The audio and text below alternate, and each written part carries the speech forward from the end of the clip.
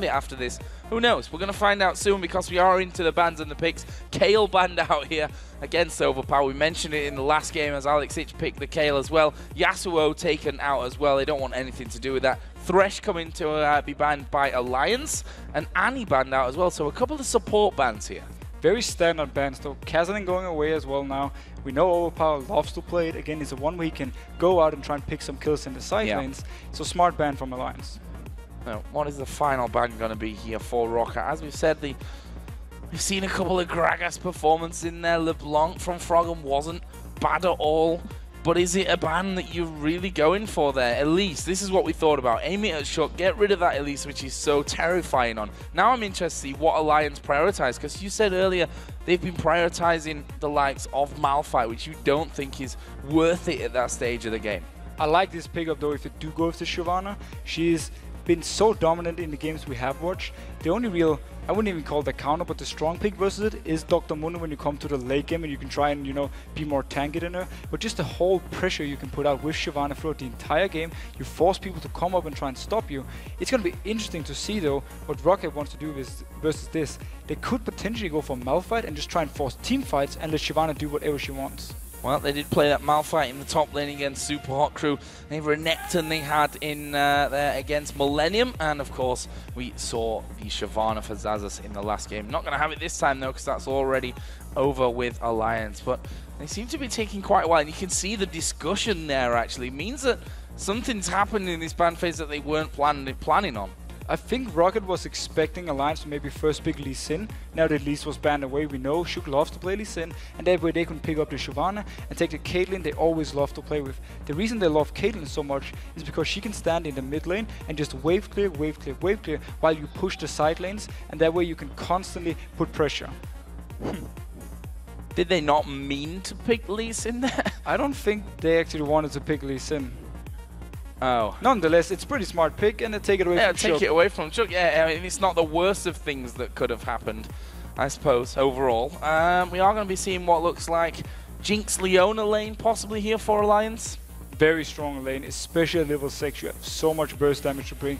And Jinx, she's been very contested, and she's been so strong throughout the entire Super Week.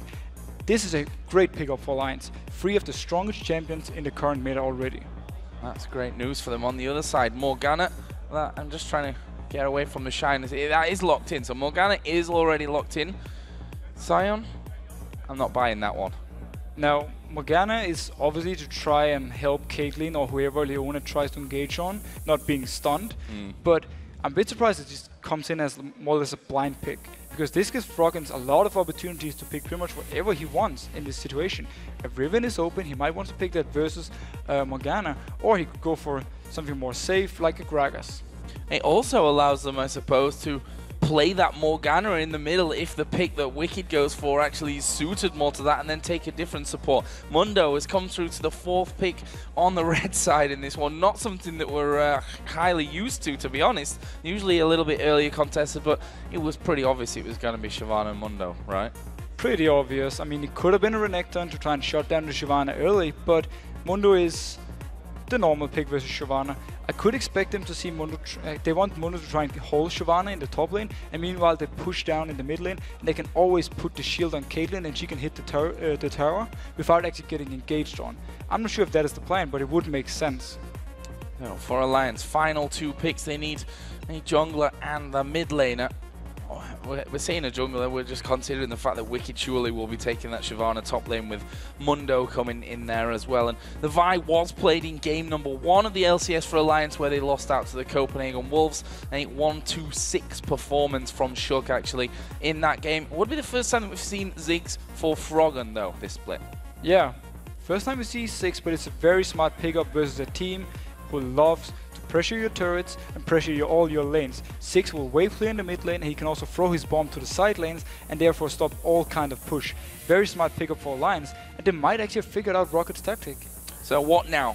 If you were to pick in this scenario, final pick, you're going to be playing up against the Ziggs in that mid lane, where are you going to put your money? Well, they already have quite a lot of counter engage with both the... No, not there. Could have been... I mean, I will probably go for Lulu right here. There's not much else for him to pick. He has played it before. It goes well with Caitlyn, and it's very good versus Vi if she decides to engage on you. So have that Morgana in the mid lane and not as a support. It could actually be. Oh wow, Joe, you're a smart man. I am. Thank you very much. It's been said a few times, not by many people though, I have to add. And it is actually going to be Gragas in the end to go into that mid lane and a Morgana support. I actually hate myself right now for not figuring out the Morgana support, because when Enready locked in the Galio a few games ago, I said to myself, that's going to be support because he blind picks it. Why didn't I say the same with this Morgana?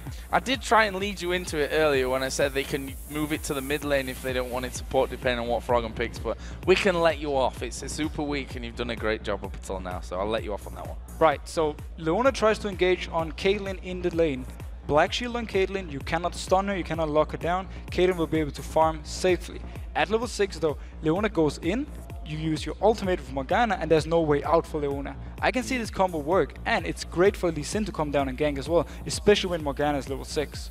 What if they fall behind in that lane though? Is there any consequences for it? I mean, Caitlyn's always going to have that safety of the range. That's the thing. I mean, Caitlyn will always be able to farm, because whenever she goes in range of Leona, there's the Black Shield from Morgana to help her. So she can farm fairly, quite safe. But if Shuk comes down for some early 3v3 fights, Morgana is very weak before she hits level 6. Well, guys, we're going to check out what you at home are thinking about this game.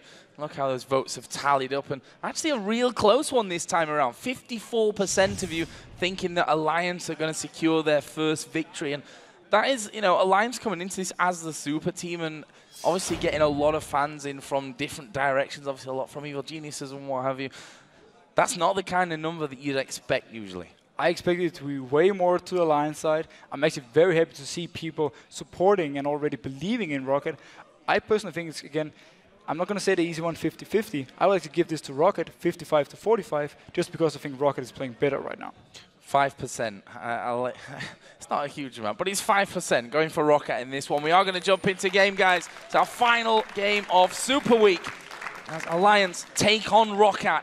Alliance looking for their first victory of the season. ROCCAT, on the other hand, looking to go 3-1 and finish in second place, tied with Gambit after 1 week. And notice the starting item on Vander on Morgana. He went for Dorian's Ring. I'm expecting actually he's going to try to just land the long-range Qs, and then if he manages to land them, he can force Alliance back and then try and zone them out. So what are we going to see at level 1? We've not seen much action, to be honest, throughout the 16 games, or the 15, I should really say, before this one. This is the 16th of our Super Week.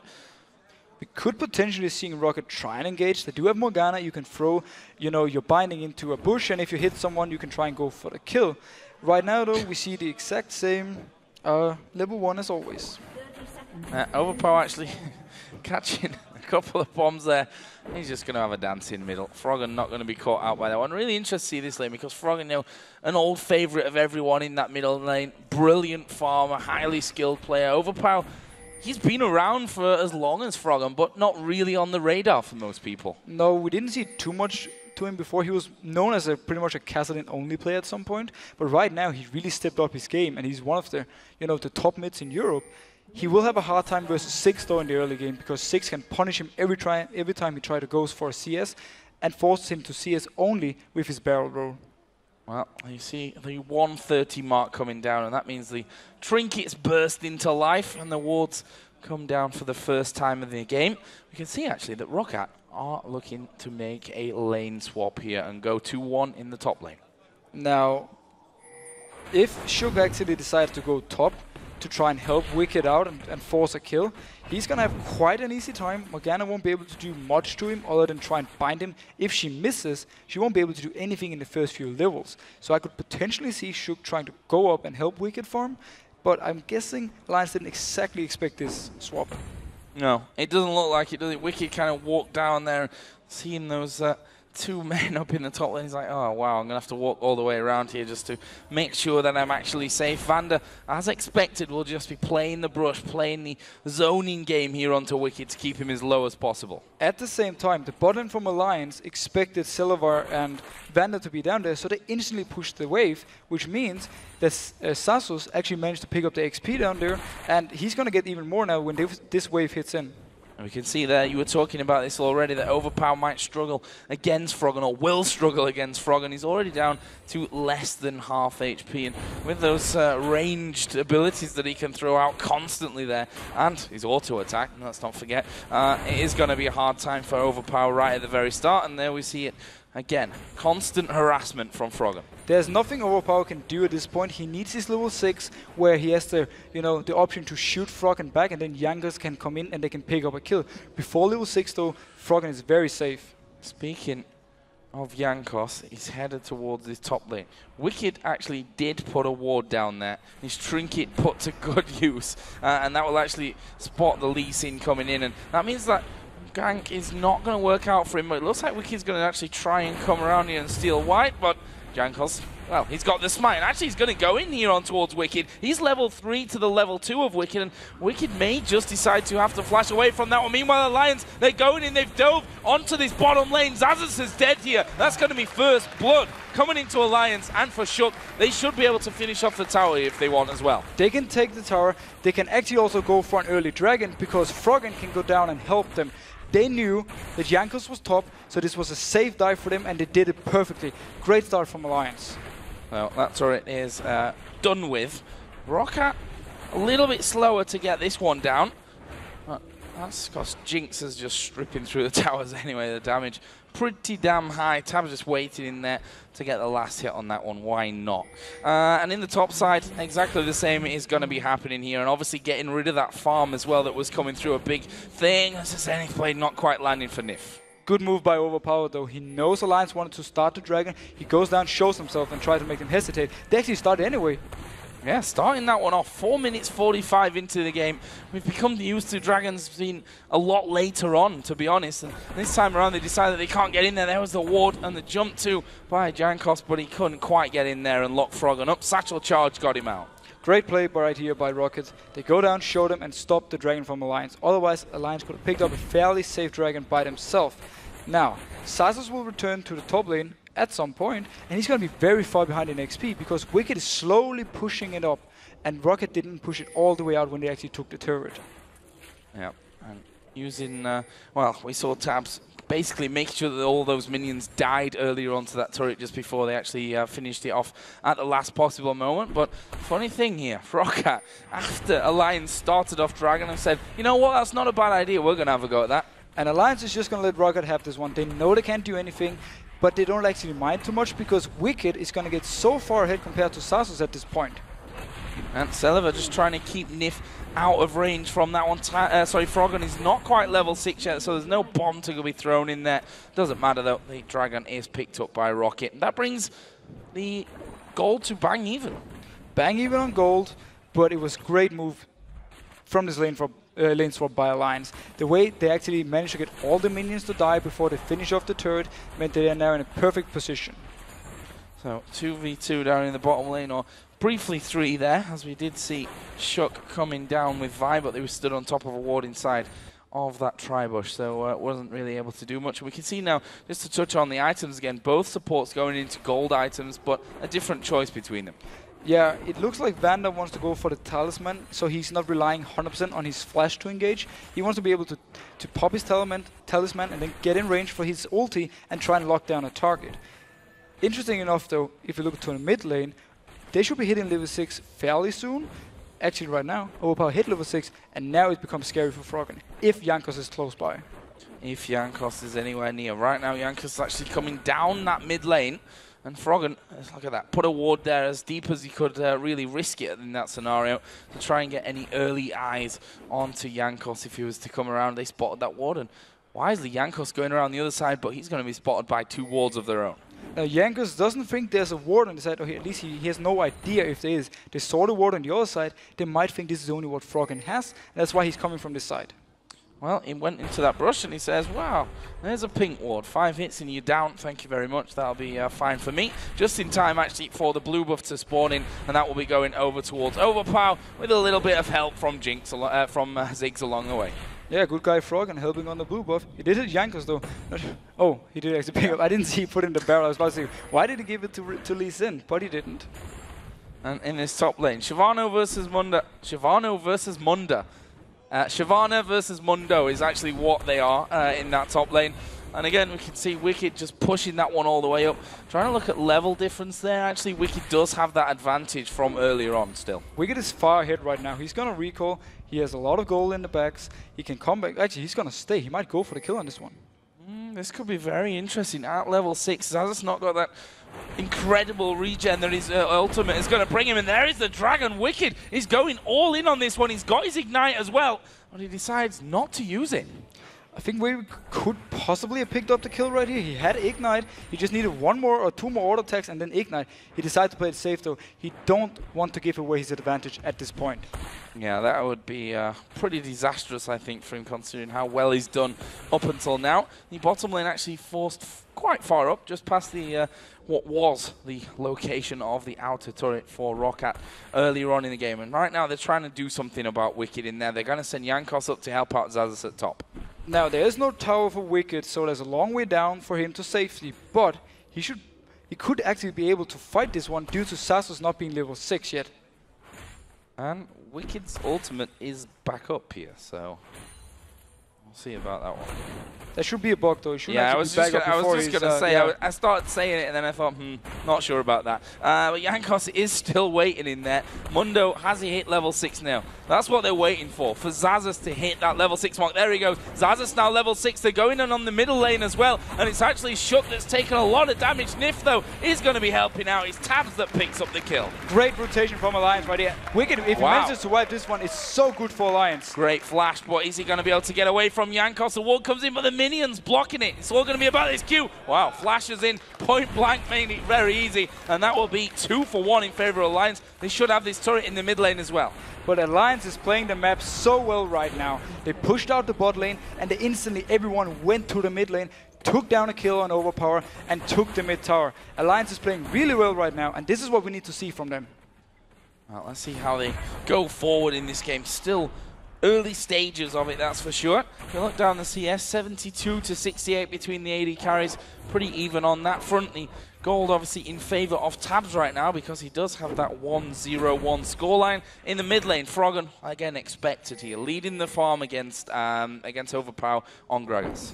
Yeah, I mean, pretty much every lane from Alliance is doing really well, especially Wicked. We touched about the fact that he could slow push the wave all the way up because ROCCAT didn't push it all the way into his second turret, so the lane never reset. Now, if you look at the bot lane though, Silver is slightly ahead, but that's simply due to Tabs rotating mid and taking a tower for his team. Next Dragon is about 1 minute. Will we see a fight for it? Well, it wouldn't surprise me whatsoever. 2 for 1, not quite as high scoring as our last game, but still a very, very interesting game to watch up until now. There's a 1200 gold lead for Alliance.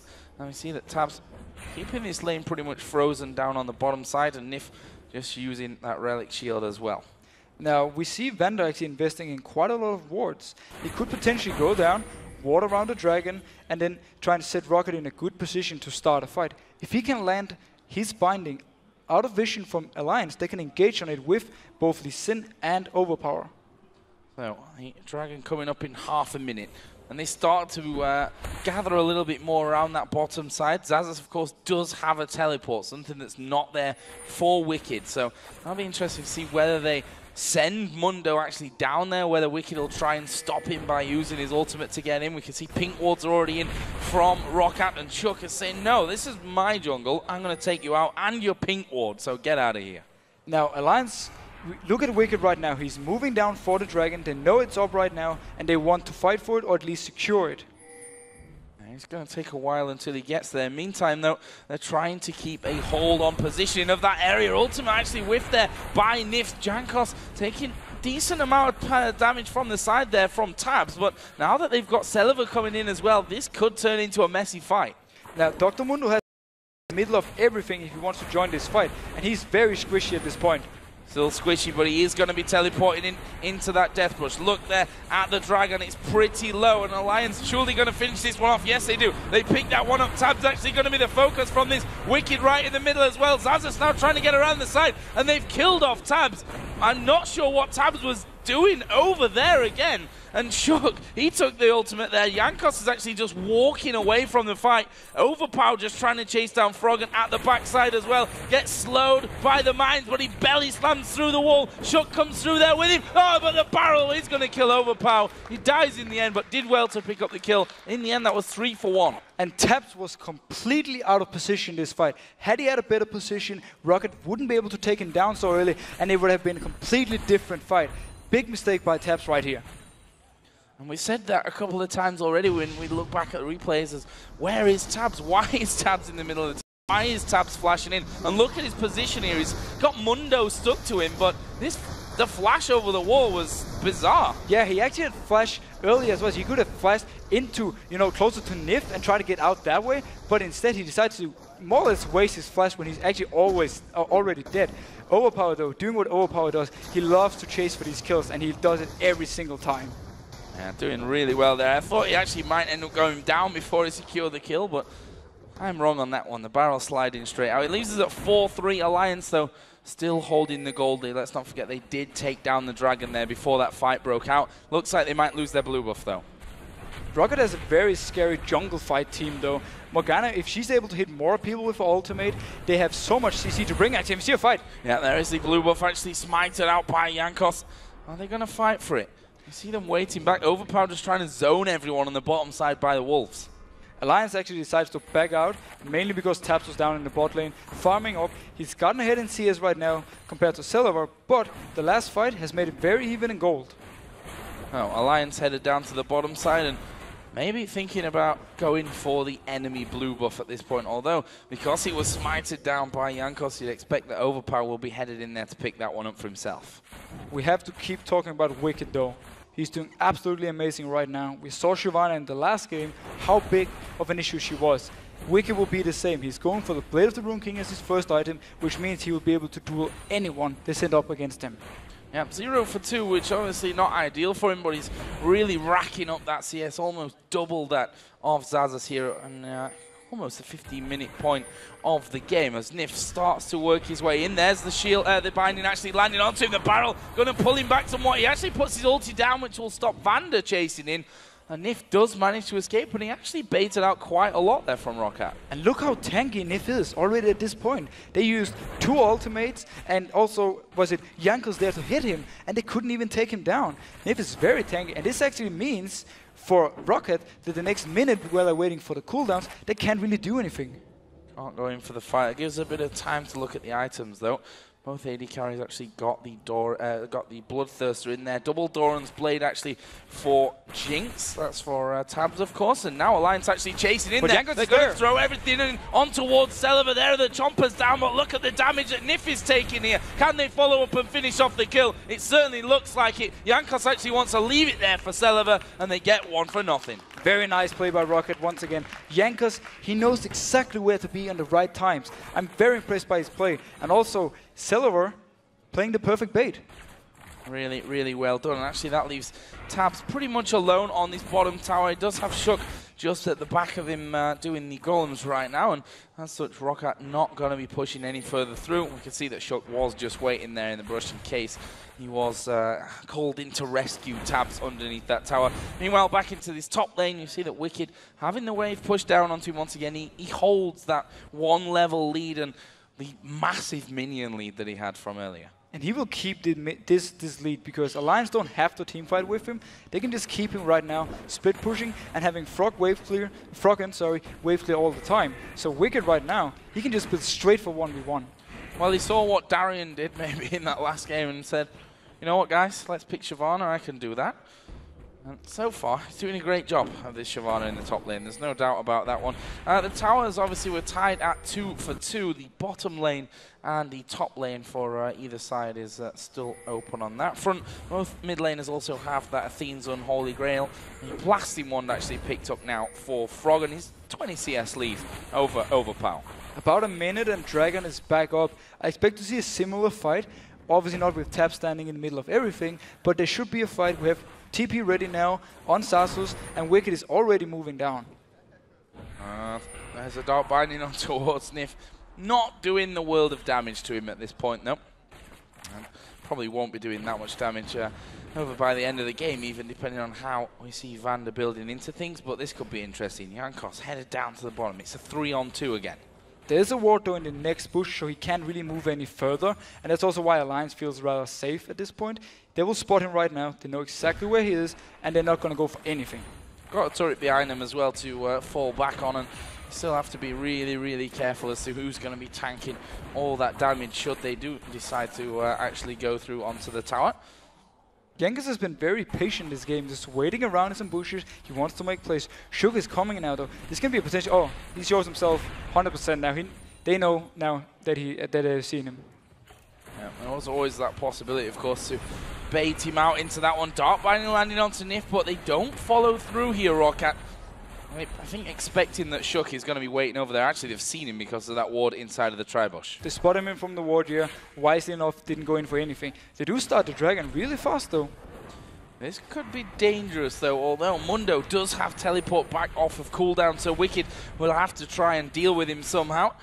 And we can see there, Dragon down to less than half HP. Here comes the bomb in, but it's going to be too late. It's picked up already by ROCCAT. Nicely picked up there from Jankos, and Xaxus is in the back. Flash away from the briefcase, and that leaves poor old Nif here once again all alone. No flash for him. He should be getting finished off. And there's the barrel. They throw Tab back. He almost even landed onto the Caitlyn trap in there as well. They do lock him up. He's going to go down. Xaxus picks up that kill. Brilliant from ROCCAT again. Absolutely amazing max range binding from Vander, picking up the kill on Tabs. Wicked can get the top tower though, and he can keep pushing it down, but ROCCAT picks up Dragon, bot tower, and 2 kills, so they win out on this. Big trade there. 2,000 gold lead develops off of that, and Celever and Vander, you're pushing this bottom lane out as quickly as they possibly can. Let's take another look at that one, starting with that Xaxus teleport. Perfect teleport coming from Xaxus. He's been so good at this in all the games where they play teleport. But notice now, overpower on top, knocking Tabs back, and the max range binding hitting in from Vander, and they can pick up another kill on Tabs and the tower. Really impressive play. The barrel, as I mentioned, almost knocked him onto that Caitlyn trap. That would have been impressive if they'd have pulled that. Not sure he would have. Obviously, afterwards, he would have said, yeah, I meant to do that completely. Wasn't a bit so sure about that. Would it look better than the Pantheon and Malphite combo, or which one would you prefer? I think barreling someone onto a Caitlyn trap is pretty impressive. You don't get to see that every day. Blue Buff has respawned here on Alliance's side of the map. They lost it last time around. Jankos actually was forced to smite that one. This time won't be the same. In fact, it's given over to Celever on Caitlyn. And right now we're starting to see some of the issues we have seen before for Alliance, and what ROCCAT is really good at. They focus so much on getting the dragons, getting blue buffs and red buffs, and always try to, force a few fights wherever they can. Right now, Alliance is simply not reacting to it, and they're moving too slow, so ROCCAT can pick up whatever they like. Let's have a look down some of the items once again. Top lane, up until now, fairly standard. Some Fire Cape in there. Spirit Visage is going to be coming down as well for Xaxus. On the other side, that Blade of the Ruin King done earlier on for Wicked, and he's going to that Spirit Visage as well. It will be interesting to see if Overpower decides to go down bot lane and push that one, just stay there and try and push all the time and force some fights, or they actually want to move him mid lane, stand four people mid, and start sieging down turrets. Sadly for them though, 6 is there. Eddie Carr as well going pretty much the same route. In fact, their items look almost identical right now, except for the fact that Celever, who sat at 3-0-2, has finished off that static shiv, which Tabs is also working his way slower towards. Now, right now for ROCCAT, the question is, what do you actually do? Do you want to be the one who pressures the map and risk an engage on you from Alliance, or do you wait for Alliance to make a move? Alliance won't actually do anything before Wicked has pushed up the wave, and will try and force more people to come up after him. See there, Vander actually spotting a pink ward that was put down earlier on, and they're quite happy to let Celever keep farming these mid waves and pushing those turrets right back. In the same token though, Froggen is doing the same. He's up to 230 CS now almost, and well, we know how good Froggen is at farming. Most farm in the game, not really a surprise to us there. No, nothing new there. A bit new though from ROCCAT's playstyle this game. They've been playing a lot more safe. They haven't gone for any, really risky dives or risky moves. They just played it very carefully and very smart. Every time there was something they could go in and take uncontested, they did. Spirit Visage is now finished off for Mundo as well, and Xaxus, he's become, that position where he was a little bit squishy for a Mundo at least, and to the point where once his ultimate's running, the chances of killing him are very low. You need to completely lock him down and throw everything you've got at him, and that's going to surely make ROCCAT feel more comfortable in case a fight goes now. Definitely, and I have to point out how much I think it's a mistake from Alliance that while the TP is down, they don't force anything. This is where they can actually, punish ROCCAT for losing the 1v1 top lane, because they can go up mid and Xaxus cannot TP down and he will lose. Again. That TP going to be coming up in just a second. Just to touch on that top lane once again, Wicked still holds a 65 CS lead. But not really pushing things past the halfway point, as you said before. We'll see if he changes that this time around. Might signal a bit of change of pace here from Alliance if he does do that. They are in a good position now to push. No, never mind, Taps is actually recalling down bot lane. I think we have to wait for the next dragon again for the next fight to come. Yeah, 1 minute until that one actually comes in. In the meantime, the jungle's being cleared out on both sides of things. We've got a lot of wards down in both sides of the river as well. We see the sweeping lens has been used to clear out what was in the mid lane there. And it's basically pull and push the waves at this point.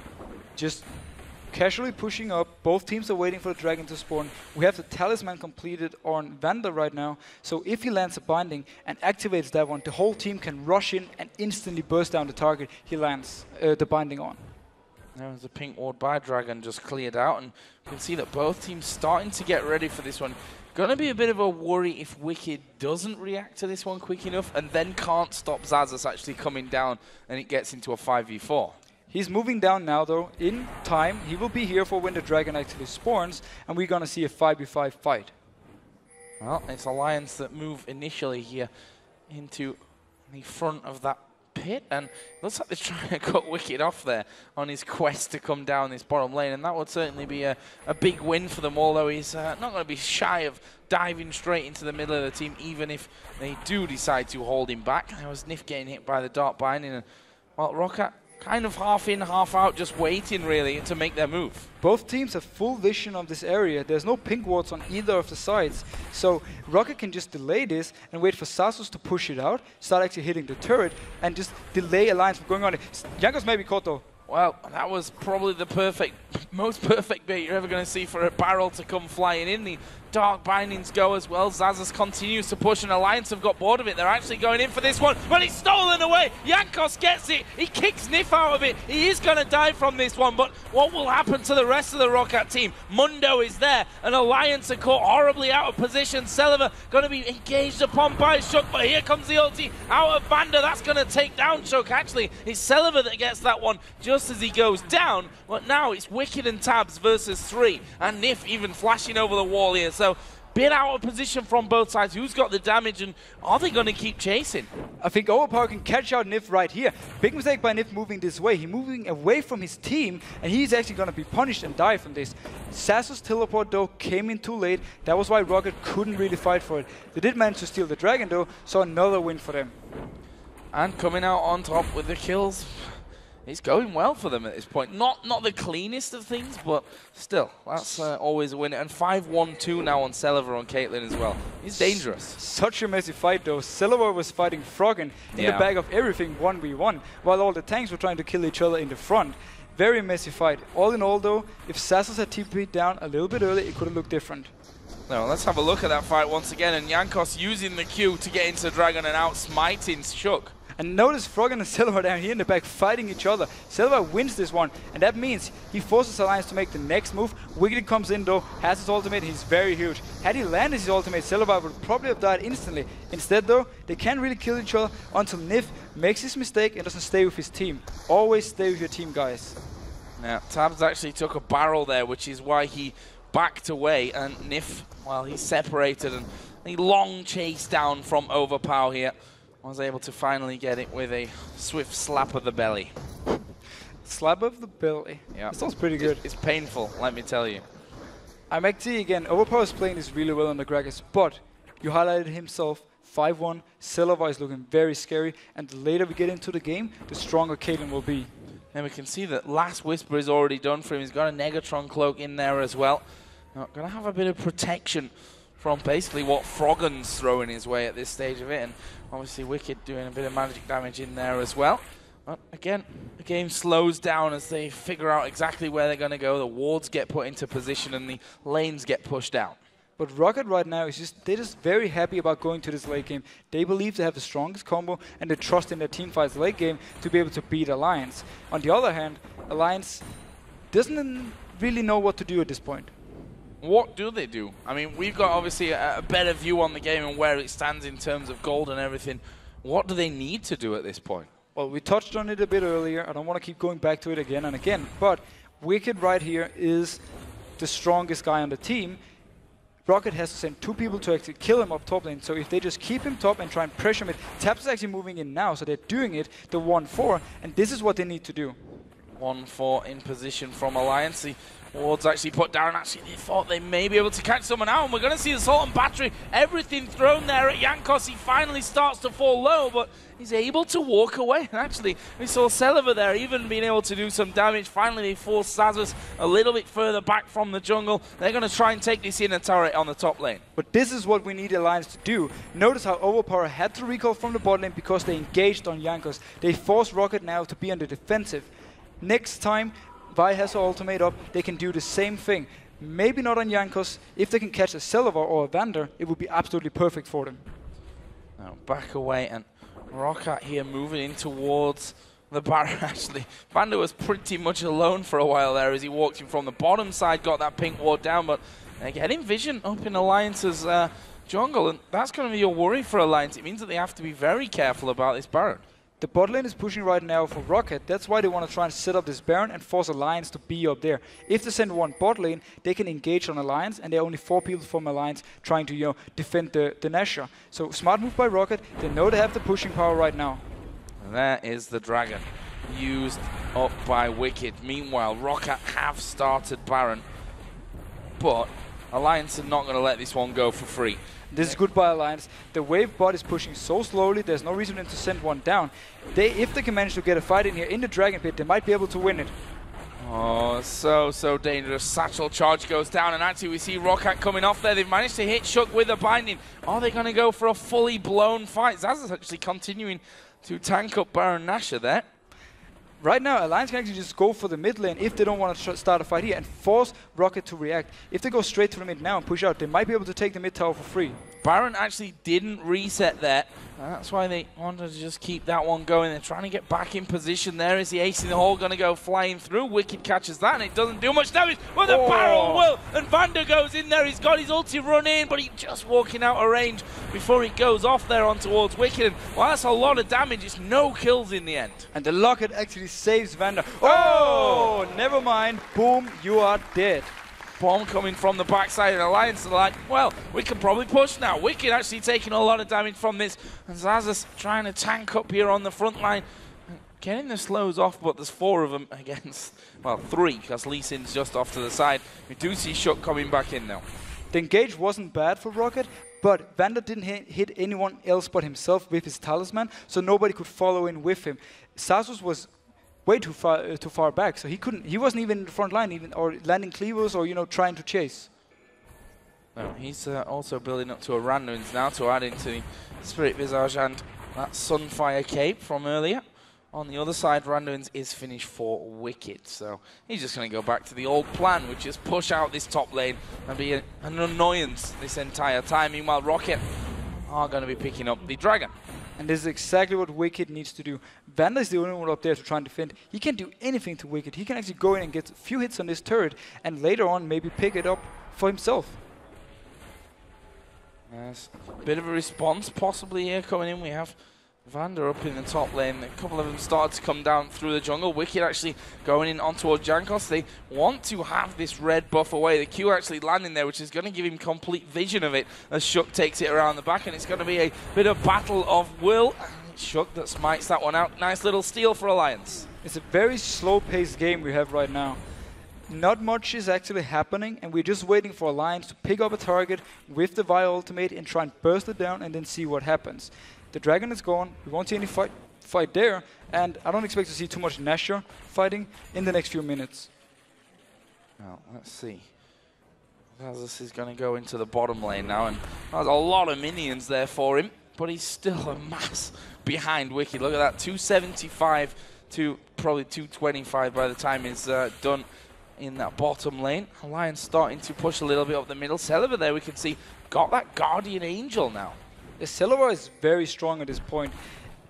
If they manage to get a team fight from ROCCAT side where they can stop the Vi engage without anyone dying, and then Celiva can just stand in the back and shoot away, they might actually be in a great advantage and might be able to win it. And this is what ROCCAT is waiting for. They want Alliance to engage on them. Yeah, Celiva, I think, playing bait there as he pushes quite far up. They know that Alliance are in there. Briefcase from Xaxus comes flying through. Celiva will even dare to put down a trap. They catch Wicked. Gonna throw as much damage as they can onto him. Take every opportunity here for free damage in the lead up to a fight, and Alliance have to back away. And if they can catch them right here on the run, it's actually great for ROCCAT. Right now, they're just zoning them away from the turret, and they can actually get a lot of hits on it. Yeah, Shook actually just coming over there with the Vault Breaker, but that might be too late, and we can see the barrel just being used, saying, you can come to us, but you're going to take damage doing so. Inner turret going down there, and there is the Talisman. They're going to go for the fight. Wicked tries to hold it back, but he's going to take a lot of damage in the process. There's a bomb from Ziggs to the back. Wicked actually survived, and it's now Shook at the back doing work for them. Xaxus trying to keep them away from Celiva to peel those attacks off of him. His Guardian Angel was popped. He's coming back into the fight. And it's just, again, a big, messy brawl. 2 men down on Alliance's side just to support down for ROCCAT, the headed Baron. It was so hard for Alliance actually to come into this fight because they were caught next to the tower in their own jungle. Wicked decided to go in for it, though. He did the right engage, but ROCCAT was team fighting absolutely perfect. Oh, Froggen actually walking past Overpower. Celiva actually going to set about, and there's the barrels rolling in. Tabs tries to turn that one around, but once that barrel's off cooldown, he might be able to just throw one in there. There's not long left on his ultimate either, and there is Baron picked up by ROCCAT. Overpower doing his zoning control right here. He's taking away both Froggen. Oh! That was beautiful. Overpower doing work. He went in behind Tabs, and then he did a lot of damage to him, and Tabs had to go back, and Froggen was alone and also had to retreat, and it was a free Nashor for ROCCAT. Once again, they're showing some great teamwork. It's going to be a tough time now as well for Alliance. 40-second, 45-second spawn timers, and Xaxus is able to tank up turrets here. And Wicked is way out of position. He's actually not losing any health there, I think, because of his regen coming in for that. So he's not scared whatsoever. Next minion wave comes down. They've got Celiva already hammering away. That's going to be the first inhib turret of the game here, going for ROCCAT. Where are they going to go next here? Are they going to keep pushing this one through? No, ROCCAT has to back out right now. Wicked comes down. If he had actually stayed with his team, they could have tried to at least defend this inhib. Instead, he went up to the top lane, tried to farm. I'm not too sure why. But ROCCAT has all the advantages now because Wicked will not be able to split push anymore, as the mid lane will constantly push down, so ROCCAT can send multiple people to the side lanes and therefore stop Wicked. Well, he is pushing out this bottom lane as far as he possibly can, and the top lane was pushed back here by ROCCAT, but it looks like they're actually going to go home and spend up the cash that they've earned. And there's like 2,000 on Mundo, 1,700 Lee Sin, 1,400 there on Morgana as well. And, well, those purchases are going to start to hurt when they actually come back in lane. Overpower picking himself up that Zhonya's Hourglass now. We also have the Randuin's Omen finished for Xaxus' Mundo. And this Morgana support pick means Celiva is in no danger to get engaged on. No matter what's going to go into his face, he's going to get black shielded, and he's just going to be able to power away and shoot from the start of the fight. This means once he finishes his Infinity Edge, he's going to be very scary, and I actually don't know how Alliance is going to win the fight. Well, I hope for their sake that they've got a plan for this one. They're 3 games without a win up until now. 0-3 sat at the bottom of the table. This, if it is a loss, we'll turn that into 0-4. The opposite of what a lot of people are expecting Alliance to do, funnily enough, here in the first week. We can see that ROCCAT now moving down to the inner turret in the bot lane. Celiva's hammering it. Look at the damage he's doing to that turret. He takes it down in like 6 seconds. This signals very bad things for Lions. But to be honest, it's their own fault. They had the chance to do something early mid-game, but they didn't. They didn't use Wicked and his huge advantage to anything. Well, they have that wave clear of Wicked now, but as you said, because Celiva hits that hard, if Mundo just goes in there and tanks up 3 or 4 hits, then the turret's pretty much down anyway. They only have to do that a couple of times, and they've already broken through once again. Mundo is, at the moment, though, in the top lane pushing. That one, Xaxus might have that one away with this wave of minions. And this is what Alliance can do something about. If they engage on ROCCAT while Mundo is still pushing, there's going to be some time before he even comes down there with his teleport, and they can maybe pick up a few kills and win the fight. Well, he's got rid of the inner turret, and ROCCAT, you can see there, Celiva just going to tank up, do a couple of attacks here and there, and will continue to do so. And the fact that he's got his traps in there as well actually make him feel pretty safe, but it's a false safety. They nuke him down. Froggen picks up that kill. Wicked actually going to be knocked back from this one. Mundo, in the meantime, is still pushing, and he's actually going to take that inner turret here, I think. Celiva was too far away from Vander. He didn't get the black shield, so he instantly died. Nice play by Alliance. We just touched on it. They just have to engage. And they do have the power to take out Celiva. And Celiva will be happy that that happened then. Not happy because he died anyway, but that it happened then, and not while the Guardian Angel had come up, which it's going to do very shortly here. He has Guardian Angel for the next fight. Here's what Alliance can do. It is not optimal, but it might be the only choice. If Nif throws down his ultimate on Celiva, forces the black shield from Vander, once the black shield is off, then Vi can go in and they can try and get the engage they need and burst him down. Yes, they have to kill him twice, but he's the man they need to kill. Yeah, they have to kill him in this one now. He's so very strong. We even see Morgana right now actually picking up the Stark's favor. Is it still called that? Yeah, no, Zeke's Herald. Zeke's Herald, it's a long time ago. My bad. Have you ever built that item as a support? No, I haven't. That's why I don't know the name on it, actually. But this, again, this is all about Celiva in these team fights. Overpower will use his ultimate to knock people away from Celiva. And all Celiva has to do is just auto-attack, auto-attack, auto-attack, and stay alive. Alliance, all they have to do, easy enough as it sounds, is just try and kill him. Try and blow him to pieces, which they did manage to do in that last one.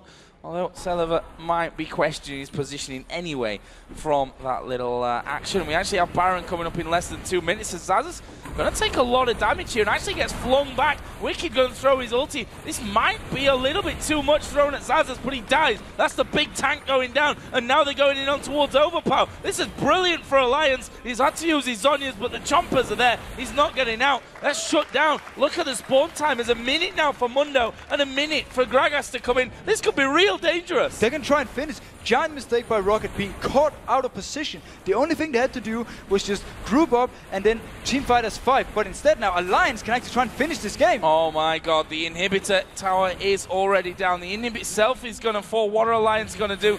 They back away. There's a minute till Baron. There's 40 seconds until Gragas comes in. That might be enough time to secure it for them. Alright, Alliance is happy getting the inhib. This is going to, buy them a little time, but the issue is still the same. They didn't manage to kill Celiva here, so his Guardian Angel is not popped. He still has it. And ROCCAT can do now the right thing, group up, go for this Baron, and if Alliance wants to contest it, they can take the 5v5 fight, and that's what they want. Well, it just shows you that the Mundo is definitely not invincible still. Got a Warmogs now, as has Shyvana for Wicked, so ridiculously tanky, those two, but still killable. That's the important thing. And we see here how they did it. They threw a lot at him, but why not? He's the beefy one. He's the beefy one. It was a great engage from Froggen starting the whole fight, and then the ultimate from Nif lands on Overpower, gets the slow on him, and he's dead from there. Notice the position on the rest of ROCCAT. They are miles away, and all in all, just a big mistake by ROCCAT, but also great to see Alliance playing aggressive and engaging. Well, it means that they're not giving up on this game, that they've not lost the hope, as a lot of teams probably would at this point. 0-3 in the season so far and falling behind quite heavily in this game, but they are still in it. They're still fighting for that first win of the season. There's Wicked clearing out another ward at the back of the Baron pit. Baron is alive. Maybe not for long, though. Alliance have started it off. we are definitely going to see a fight here. Sas is TPing in right now. Going so low, that Baron already. We can see that Alliance actually pulling away from it somewhat. They do not want to risk that being stolen from them and giving it up for free. Smart move by Alliance. They start the Baron, so Sasus TP's up. Now he's here. He's not going to return to the bot lane because he has no teleport, and it's just a straight 5v5. Are they going to take a fight, though? Has probably licking his wounds a little bit from last time. Now not feeling so invincible as he was before. And ROCCAT has the great position. They can actually just give up this Baron and go straight down to the mid lane, pick up inhib, and then look at the wave coming down bot. They can use this wave to push another tower. Now Alliance is actually forced to back out. Good move by ROCCAT. Yeah, Alliance forcing the teleport in, but ROCCAT saying, okay, that was a good move. We'll give you that one, but watch this. We're going to push straight down your mid lane. You better recall. Or fighters maybe from the side, as you do see Alliance now finally getting back onto their base steps, but that gives ROCCAT now the positioning to go back towards Baron, or as you said, with that big wave down bottom. They have a huge wave bot, but if they move there now, they need to be very fast at pushing it in, otherwise Alliance will go for the Baron and just send Froggen down to clear the whole wave and stop ROCCAT from doing anything. But this just basically resets everything, and we're going to have pretty much the same now. ROCCAT might even want to wait the whole teleport cooldown on Mundo out before they actually want to try to do anything. Well, such a tense one, eh? It got to the point where, you know, ROCCAT are doing so much damage, Celiver's able to hammer the towers down. It looked like it might be just a matter of time before ROCCAT pushed this one forward, but Alliance showing us with his last couple of fights that they can get rid of that AD carry and that they can get rid of the tanks as well in middle, destroying an inhibitor of their own. Still really anyone's game, and anyone's game to throw as well. That's why it's so tense here, that a simple, tiny mistake could lose you the game. But we're into the part of the game right now as well, where if you win the team fight, you can go down and finish. You can win the game. And both teams notice this is why they're playing so careful. Nobody wants to make the mistake. Oh. That's Ziggs and Gragas here. Barrels and the bombs rolling through. AD carries losing all the health to that one, but luckily for them both, they've got Bloodthirsters in there and can heal that all straight back up. There's a blue buff just been picked up there for Gragas. There's one for Frog and Ziggs as well on the top side of his jungle. If they dare even go up anywhere near that, they've only got a couple. In fact, I tell a lie, they've actually got decent warding down on the ramp on their side of the map by the pit itself and at the start of the jungle, but it is going to be ROCCAT that actually kicked this one off there, and we do see that blue buff in the end going over to Celiver on Caitlyn.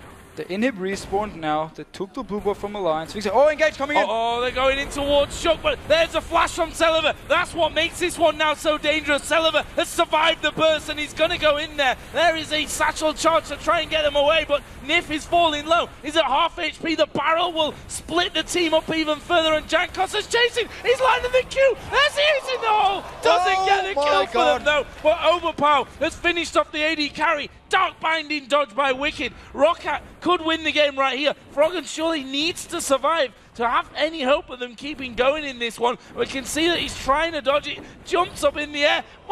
Manages Sazonia's, and Wicked comes to his aid. What is happening in this one? Nif even went in there in the end. In the meantime, though, ROCCAT were behind them. Celiver was having to go there. Shook is there. Now his Shook is there. But there's the kill onto Froggen that they were looking for. They cannot kill Celiver. Get any more? Nif is going low. Celiver is still at the back, and he still has Guardian Angel. They tried to attack there in towards Shook. The tower doing good damage to them, but Shook is going to fall. Overpower survived because of that Zhonya's, and now it's all on Wicked and just Nif. go finish. There is. Why aren't they finishing? I don't get that. Chasing Wicked. He's low. He's going to have to recall, heal, and try and come back into this one, but ROCCAT surely can do it.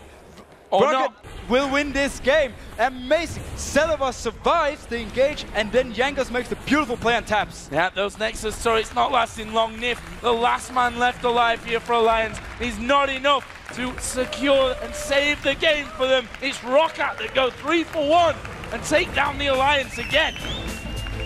Holy cow, that was the game. So much entertainment, and what a great move in the end by ROCCAT, especially Jankos when he queues into Vi, who jumps further back, so he gets into a position where he can kick taps into the face of his own team, and they can kill him. Wow, that was beautiful.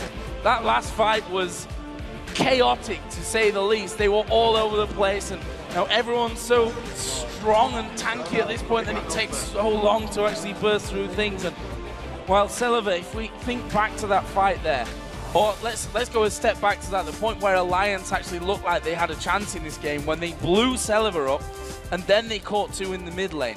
That's the point where everyone said, whoa, hang on a minute, Alliance can still do this. But that was also like the wake-up call for ROCCAT in saying, okay, we haven't won this yet. We need to play this absolutely right. What happens? Actually, even though it was a wake-up call, 1 minute later, they get caught in the mid lane and die and give the inhib to Alliance. So some mistakes by ROCCAT. They didn't look that strong in the end, at least. But when it really mattered, they stepped it up. Celiver survived the engage on the last team fight, and they managed to win the game. I love the last team fight, man. That was beautiful. It was a long team fight. It went from the river all the way down into the base, then out of the base on the top side, and then back into the base until they actually finished that one. And then, well, they're not wrong, are they, the guys in the audience here? 0 for 4, the start for the super team, the team that was built to win here. They've not won yet. They haven't won yet. They had the chances this game, especially with Wicked being so far ahead. We talked about it in the game a few times. If they had used it properly, forced people to go up and kill Wicked, and then took somewhere else on the map, they could actually have won the game. Instead, they let ROCCAT delay it all the way to the late game, and Celiver picked up 6 items, and with a Morgana support with a Black Shield, he was just unkillable. So we touched on it in the pregame that some of the calls in their earlier games weren't spot on there. Was that just the fact that call was never made, that strategy was never put forward in the team? I don't know why they didn't use the strategy. It's pretty common. Maybe they actually haven't thought about it until now, or maybe they just lack confidence. They don't believe they can do this. Wicked doesn't believe he can go to take the 1v2 up top lane, or they don't believe they can go for the push mid. I'm not sure what it is. They had the options, but in general, they lost a lot of dragons again, and they lost the fights at the dragon as well, which didn't exactly help them. I have to be a little bit cruel now. You've been in this position before. In fact, in much worse a position, if I'm being honest. It went on for a little bit longer than 4 games. What's the atmosphere like in a team that's just can't win? It's, you get down to the point where you start realizing how much it means, that you're with your friends on a team, because you back each other up. Nobody's like, flaming each other or pointing out mistakes on everyone. It's more general as a team. Alliance right now knows this is not like one guy's mistake. This is a team mistake. So they're not sitting there, pointing out all the mistakes on one guy. Instead, they have to sit down, they need to watch their replays, and they need to think, what should we do in certain situations? And next time they play, when they are in these situations, they know what to do. Well, we can talk about the positives in this one as well. ROCCAT coming in, sat at 3 for 1, same scoreline as Gambit, just 1 win away from Fnatic in 2nd place in the table. Absolutely dream start, I think, for them. A 4-0, they probably would have never dreamed of. A 3-1 would probably have been above their expectations even. Yeah, but it's a very well-deserved 3-1. They've been playing brilliant. They know exactly what to do in the games. And in this game, they showed a completely different style compared to how they played in the other games. Very aggressive, but now they fell back to what they did at relegation. Waited for late game, they knew exactly how to stall it out, they knew how to get all the objectives on the map through the entire game pretty much. Alliance didn't even contest any blue buff, I think, which meant that, when you're so good at playing team fights late game and you know exactly what to do, you win games on it, and this is what ROCCAT did. Well, a brilliant win for them and a great way to end the Super Week with a match like that. Real interesting one to watch. We're going to head over to Shox and Demon, though, for now, who are standing by with Jankos from ROCCAT. Thank you very much, Joe.